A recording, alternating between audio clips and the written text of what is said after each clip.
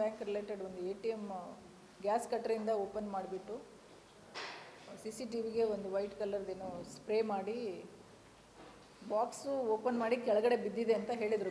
ಬೆಳಗ್ಗೆ ನನಗೆ ದೂರಿಂದ ವಿಡಿಯೋ ಮಾಡಿ ಕಳಿಸಿದ್ರು. ಬಿಫೋರ್ ದ್ಯಾಟ್ ಏನು ಹೋಗಿದೆ ಏನು ಅಂತ 5 ಲಕ್ಷ ನಮ್ಮದು ಕ್ಲೋಸಿಂಗ್ ಬ್ಯಾಲೆನ್ಸ್ ಇತ್ತು, ಅದು ಇನ್ನೂ ಗೊತ್ತಾಗಿಲ್ಲ ನಮಗೆ ಏನಾಗಿದೆ ಅಂತ ಹೇಳಿ. ಬಾಕ್ಸ್ ಓಪನ್ ಮಾಡಿದ ಮೇಲೆ ಗೊತ್ತಾಗುತ್ತೆ ಅಂತ ಹೇಳಿದರು. ನಿನ್ನೆ ಕ್ಲೋಸಿಂಗ್ ಬ್ಯಾಲೆನ್ಸ್ ಅವ್ರು ಹಾಕಿ ಹೋಗಿದ್ದೆ 5 ಲಕ್ಷ.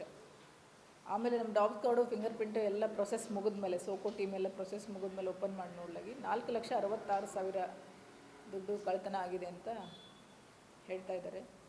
ನಾವು ರೀಸೆಂಟಾಗಿ ಕೂಡ ಎಲ್ಲ ಬ್ಯಾಂಕ್ ಮ್ಯಾನೇಜರ್ಸಿಗಾಗಿರ್ಬೋದು ಪ್ರತಿಯೊಂದು ATMಗಳಿಗೆ ಒಂದು ನಿಮ್ಮದು ಸೆಕ್ಯೂರಿಟಿ ಗಾರ್ಡ್ ಹಾಕಬೇಕು, ಮತ್ತು CCTV ಹಾಕಬೇಕು, ಅಲಾರಾಮ್ ಸಿಸ್ಟಮ್ ಹಾಕಬೇಕು ಅಂತ ಸುಮಾರು ಸಲ ಈಗ ಒಂದು 10-15 ವರ್ಷದಿಂದ ನಡೀತಾನೆ ಇದೆ. ಪೊಲೀಸ್ ಡಿಪಾರ್ಟ್ಮೆಂಟಿಂದ ಅವ್ರಿಗೆ ಯಾವಾಗಲೂ ಥೆಫ್ಟ್ ಆದಾಗ ಆಯಿತು ಅಥವಾ ಬೇರೆ ಕಡೆ ಎಲ್ಲರೂ ಆದಾಗೂ ಆಯಿತು ಅಂತ ಹೇಳ್ತಾನೆ ಇದ್ದೀವಿ.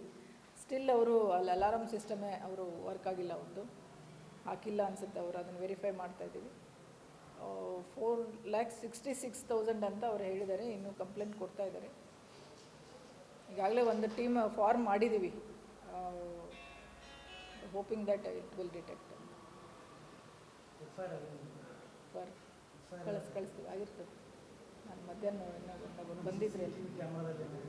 ಅದೇ CCTV ಕ್ಯಾಮ್ರಾದಲ್ಲಿ 4 ಜನ ಬಂದಿದ್ದು ಗೊತ್ತಾಗುತ್ತಂತೆ, ಬಟ್ ಫೇಸ್ ಎಲ್ಲ ಕವರ್ ಮಾಡ್ಕೊಂಡಿದ್ರು. ಬಟ್ ಬಂದ ತಕ್ಷಣ CCTVಗೆ ಸ್ಪ್ರೇ ಮಾಡಿದ್ದಾರೆ.